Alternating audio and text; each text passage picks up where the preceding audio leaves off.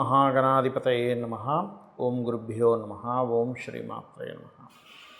అరుణాం కరుణాతరంగితాక్షీం ధృతపాశాంకుశపుష్పబాణచాపాం అనిమాదిభిరావృతాం మయూకైః అహమిత్యేవ విభావయే భవానీం. శ్రీమాత్రే నమః. ప్రేక్షకులకి ఆ లలితాంబిక అమ్మవారి యొక్క అనుగ్రహం పరిపూర్ణంగా కలగాలని మనస్ఫూర్తిగా కోరుకుంటూ మనం ఈరోజు చాలామంది పడుతున్నటువంటి జనరల్గా ఎటువంటి ఇబ్బందులు అయితే పడుతున్నారో వాటిని మనంతట మనమే మన జన్మజాతకంలో ఏ రకంగా చూసి పరిష్కారం చేసుకోవచ్చు, చాలా సింపుల్గా అనే విషయాలు తెలుసుకుందాం. ఒకటి, అందరూ ఇబ్బంది పడేది ఏమిటంటే వాళ్ళ జీవితంలో ఎదగలేకపోతున్నాము. మీ లగ్నం ఏంటి, మీ లగ్నాన్ని బట్టి అసలు ఏ గ్రహాన్ని చూసుకోవాలి, ఏ గ్రహ సంబంధించి చేసుకోవాలి. అలాగే వాళ్ళ జీవితంలో ప్రఖ్యాతులుగా ఎదగలేకపోతున్నారు కూడా ధనపరంగా ఎదగలేకపోతున్నారు. అంటే మీకు ధనాన్ని ఇచ్చే కారకుడు ఎవరు అసలు మీ లగ్నానికి, దాన్ని ఎట్లా డెవలప్ చేసుకుంటే మీకు ఫైనాన్షియల్గా ఉంటుంది. ధనం ఒక ఎత్తు అయితే మనకి రుణము, ఎక్కువ రుణాలు ఉన్నాయండి, ఏంటో ఈ అప్పులు ఎప్పుడు తీరుతాయో అర్థం కావట్లేదు అంటూ ఉంటారు. అటువంటి వాటికి అట్లాగా మీ లగ్నరీత్యా అదేవిధంగా ధనము, రుణము, కెరియర్ పరంగా కానివ్వండి, అలాగే వివాహపరంగా కానివ్వండి, ఈ విదేశీ సంబంధించినవి కానివ్వండి, ఇలాగా కొన్ని అంశాలు ముఖ్యంగా మేజర్గా మనకి ఏం కావాలి హెల్త్ పరంగా, వీటిని అసలు మనం ఎలా చూసుకోవాలి మన పర్సనల్ చార్ట్లో మనంతట మనమే, దీంతోపాటు దీన్ని ఎట్లా డెవలప్ చేసుకోవాలి అనేటువంటి అంశాలు చెప్తుంది నేనైనప్పటికీ కూడా చెప్పేస్తుంది సాక్షాత్ లలిత అమ్మవారిగా భావిస్తూ ఒక్కొక్క లగ్నం గురించి మనం తెలుసుకుందాం. కర్కాటక లగ్నము అయితే ఈ కర్కాటకానికి అధిపతి చంద్రుడు, మీకు పూర్వజన్మ కర్మకారకుడు శుక్రుడు అవుతాడు. ఇక్కడ మనం ఒక్క దెబ్బతో అసలు కర్కాటక లగ్నం వాళ్ళ లైఫ్ బాగుంటుందా బాగోదా అనేటువంటిది చాలా సింపుల్గా వాళ్ళ లైఫ్లో ఒక 20-25 వయసు వచ్చేసరికి జరిగిన ఇన్సిడెంట్స్ అర్థమైపోతాయి. ఎలా అంటే సింపుల్గా వాళ్ళు తొందరగా సెటిల్ అయిపోయారు, ఒక గృహం కొనుక్కోగలిగారు అంటే పూర్వజన్మ కర్మ ఇస్ గుడ్ కర్మ, ఇంకా వాళ్ళకి పెద్దగా ఇబ్బంది ఇచ్చేటువంటిది ఏమీ ఉండదు అని అర్థం.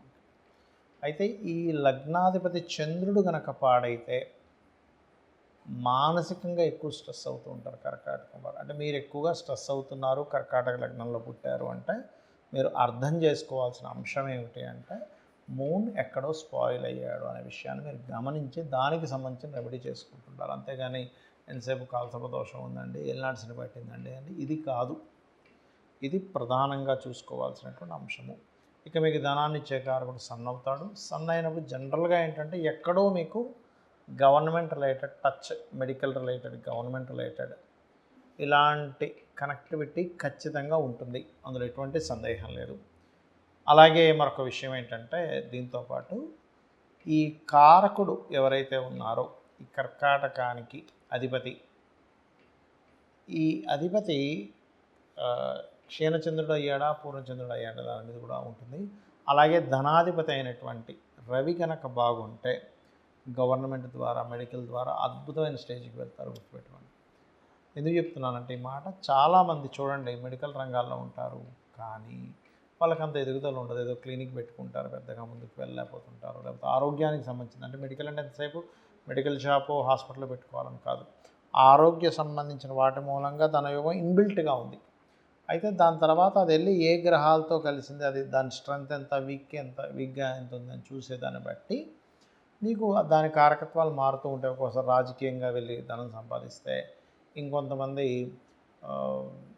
జిమ్ ద్వారా కూడా సంపాదిస్తారు సన్ కనుక ఇస్తే, ఎందుకంటే జిమ్ కూడా ఆరోగ్యానికి కారకుడు కాబట్టి, అంటే ఆరోగ్యాన్ని ఇచ్చేటువంటి దీనిగా మనం తీసుకుంటాం కాబట్టి ఆ రకంగా ఉంటుంది. కాబట్టి మీకు ఫైనాన్షియల్గా బాగా ఎదగలేకపోతున్నాము అన్నప్పుడు ఫస్ట్ ఆఫ్ ఆల్ మీరు చేయవలసిన పని ఏమిటి అంటే మీ యొక్క సన్ ఎలా ఉన్నాడు అనే దాన్ని ప్రధానంగా చూసుకోవాలి. అయితే ఇక్కడ పూర్వజన్మ కర్మకారకుడు శుక్రుడు అవుతాడు మీకు. ఎందుకు చెప్తున్నానంటే ఇది మోస్ట్ లైఫ్లో పెద్ద టర్నింగ్ పాయింట్ ఇచ్చేది ఏదైనా ప్లానెట్ ఉంది అంటే కర్కాటక లగ్నానికి వీనస్ బాగున్నాడు అంటే మీరు సింపుల్గా ఏం లేదు, ఉన్న డబ్బులు ఉన్నట్టుగా మీరు ఏదైనా ప్రాపర్టీ కొనుగోలు చేశారంటే అదే మీకు పెద్ద అసెట్ అవుతుంది.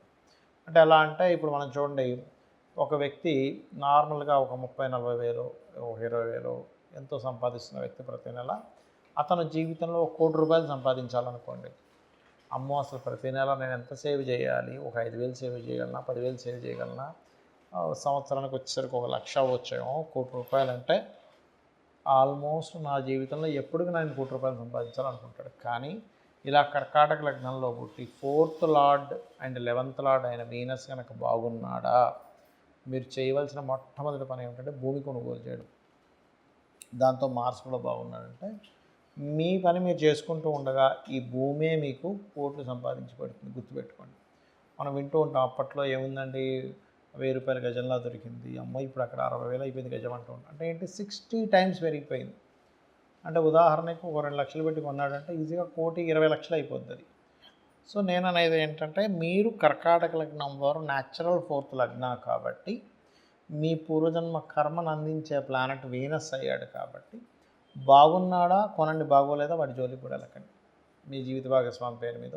అంటే ఎందుకంటే ఇప్పుడు కూడా ఆస్ట్రాలజీ అనేది మీ ప్లానెట్స్ ఎలా ఉన్నాయి దాన్ని బట్టి మీ లైఫ్ని ఎట్లా ప్లాన్ చేసుకుంటున్నారు, ప్లానెట్స్ని బట్టి ప్లాన్ చేసుకోవాలి. ఎలా అయితే రూట్ మనం వెళ్ళే తోవని బట్టి ఈ తోవలో వెళ్తే ట్రాఫిక్ జామ్ ఉంది, ఈ తోవలో వెళ్తే మనకి ఫ్రీగా ఉంది అనుకుని ఎలా అయితే ప్లాన్ చేసుకుంటామో మన జర్నీని, మన ప్లానెట్స్ని బట్టి మన లైఫ్ జర్నీని ప్లాన్ చేసుకోవాలి. అప్పుడు మీరు పర్ఫెక్ట్గా గమ్యాన్ని చేరుకోగలుగుతారు. ఇదే ఆస్ట్రాలజీ యొక్క ముఖ్య ఉద్దేశం.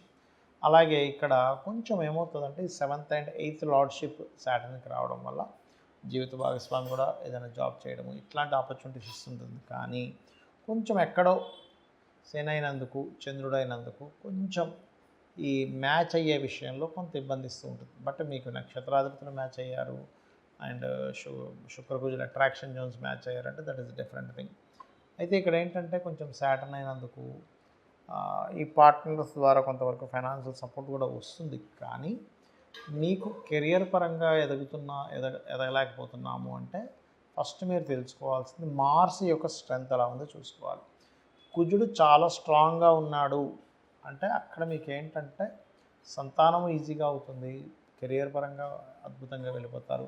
మీరు ఎక్కడ ఉద్యోగం చేసినా అక్కడ మీరు లీడర్గా నిలబడతారు, అందులో ఎటువంటి సందేహం లేదు. గుర్తుపెట్టుకోండి. ఇది పర్టికులర్గా మార్స్కు ఉన్నటువంటి ప్రత్యేకత. గుర్తుపెట్టుకోండి. ఇది ఈ లగ్నానికి రాజయోగ కారకుడు అంటారు. అయితే ఎప్పుడైతే ఈ మార్స్ పాడయ్యాడో ఇక్కడే ఒక రాంగ్ స్టెప్ పడుతుంది. ఎందుకంటే ఇక్కడ పూర్వజన్మ కర్మకారకుడు వీనస్కు ఉన్న లక్షణం ఏంటంటే కళలు. ఈ కుజుడికి 5th and 10th లార్డ్షిప్ వచ్చింది. 5th అంటే క్రియేటివిటీ. ఏమవుతుంది, సినిమా ఫీల్డ్ అనో లేకపోతే షేర్ మార్కెట్ అనో లేకపోతే ఇంకేదో ఈజీగా వచ్చే మనీ వైపు వీళ్ళ మైండ్ వెళ్ళడము. లగ్నాధిపతి చంద్రుడు అయ్యాడు కాబట్టి ఎమోషన్స్ కారకుడు, అక్కడ సరిగ్గా ఎమోషన్స్ని బ్యాలెన్స్ చేయలేకపోవడము, అగ్రెసివ్ ట్రేడింగ్లు చేయడము లేకపోతే అగ్రెసివ్గా ఏదైనా చేయడము, తద్వారా మీరు ఇబ్బంది పడడం జరుగుతుంది.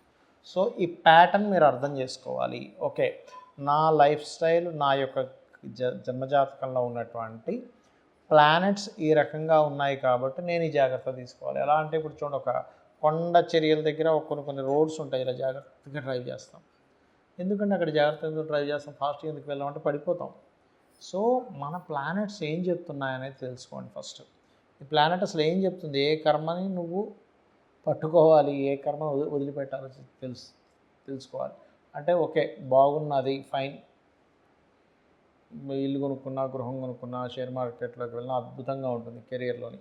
బాగోలేదు మార్స్, సో వీటి జోలికి వెళ్ళకుండా గమ్మున మన పని మనం చేసుకోవడం మీ లైఫ్ని మీకు నిలబెడుతుంది. గుర్తుపెట్టుకోండి.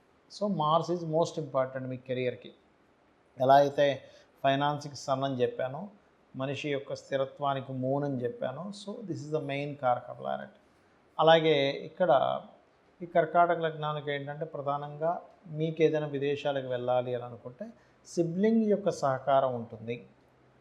సిబ్లింగ్స్ వల్ల కొంతవరకు మీరు వెళ్ళడము ఇట్లాంటివి జరుగుతూ ఉంటాయి. అండ్ అలాగే మీరు ఎక్కువగా సుబ్రహ్మణ్యేశ్వర స్వామి యొక్క ఆరాధన కనుక చేస్తున్నట్లయితే ఖచ్చితంగా మీ లైఫ్ అనేటువంటిది ఒక మంచి టర్న్ తీసుకుంటుంది. మనం ప్రధానంగా జ్యోతిష్శాస్త్రంలో అర్థం చేసుకోవాల్సినటువంటి 2 విషయాలు ఉంటాయి పర్టికులర్గా. ఒకటి గోచారము, రెండవది జన్మజాతకము. గోచారం అనేటువంటిది ఎలా పనిచేస్తుంది, అందరూ ఏమనుకుంటారు ఓన్లీ గోచారం వల్లేనేమో, అందుకే ఈ వార ఫలితాలు, మాస ఫలితాలు, పక్ష ఫలితాలని, సంవత్సర ఫలితాలని చూస్తూ ఉంటారు. కానీ గోచారం ఒక 10 to 15% మాత్రమే మీకు సపోర్ట్ లేదా అపోజ్ చేస్తుందా అనేటువంటి ఒక విషయాన్ని చెప్తూ ఉంటుంది.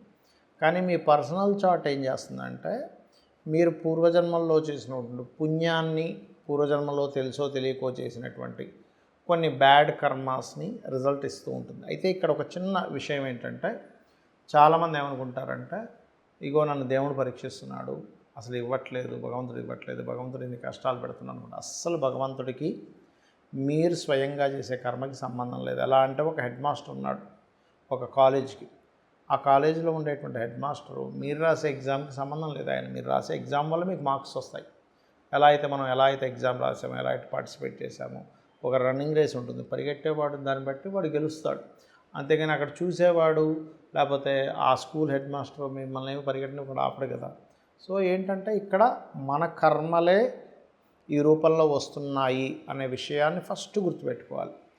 మనకు సంబంధం లేకుండా ఏదైనా ఒక విషయం, అంటే సిబ్లింగ్స్తో గొడవలు కావచ్చు, తల్లిగారితో, కొంతమందికి మాతృదోషాలు ఉంటాయి, తల్లిగారితో గొడవలు కావచ్చు, పితృదోషాలు ఉంటాయి, అంటే వంశాభివృద్ధి అవ్వట్లేదన్నా, లేకపోతే తండ్రితో గొడవలున్నా, లేకపోతే భార్యతోనో భర్తతోనో గొడవలున్నా, ఇవన్నీ ఏంటంటే పాస్ట్ లైఫ్లో మనం చేసుకున్నటువంటి కర్మలే ఈ రూపంలో వస్తున్నాయి అని అర్థం చేసుకొని, వీలైనంత మట్టుకు ఆ గొడవలను ఎక్కువ పెంచుకోకుండా తగ్గించుకుంటే మీ కర్మ తగ్గుతుంది. కానీ దాన్ని మరింత పెంచుకుంటున్నారు, ఇంకా గొడవలు చేసేసి కోర్టు కేసులని, పోలీస్ స్టేషన్స్ అని. కొంతమంది ఉన్మాదంగా ప్రవర్తిస్తే దట్ ఈస్ డిఫరెంట్ కేస్. ఆ ఉన్మాదులకు సంబంధించిన విషయాలను మాట్లాడట్లేదు. మరి చిన్న చిన్న విషయాలకే మీరు రెచ్చిపోయి అవతల వాళ్ళు అన్నదమ్ములతో కావచ్చు, తల్లిగారితో కావచ్చు, తండ్రి గారితో కావచ్చు, ఇవన్నీ ఏం చేస్తాయంటే, ఆల్రెడీ పాస్ట్ లైఫ్లో చేసుకున్న కర్మ వల్లే తల్లితో పడట్లేదు, భార్యతో పడట్లేదు.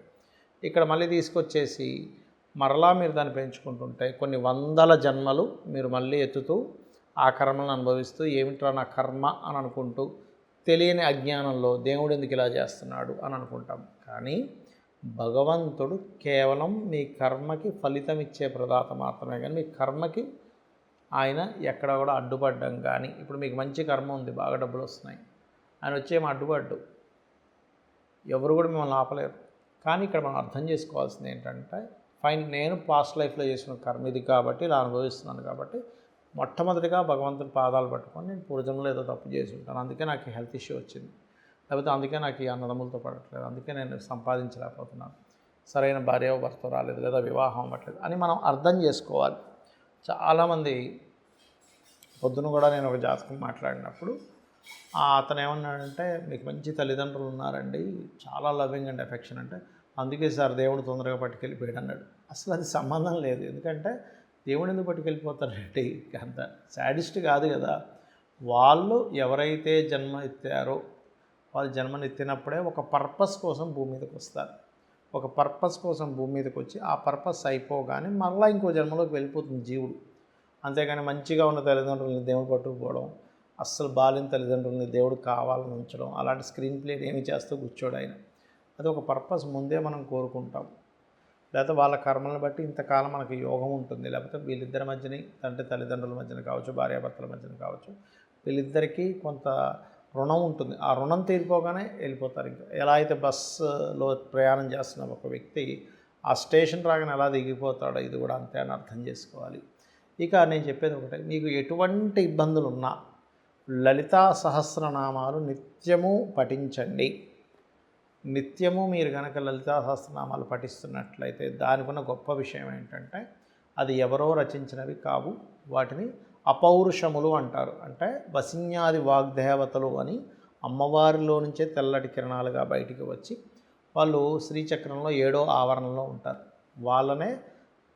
వాళ్ళ యొక్క నామాలు స్మరిస్తే కూడా సర్వరోగహర చక్రము అంటారు. ఆ చక్రాన్ని 8 మంది, వసిని, కామేశ్వరి, విమల, జైని, ఇలా అరుణ, ఇలా 8 మంది ఉంటారు, సిద్ధేశ్వరి, ఇట్లా.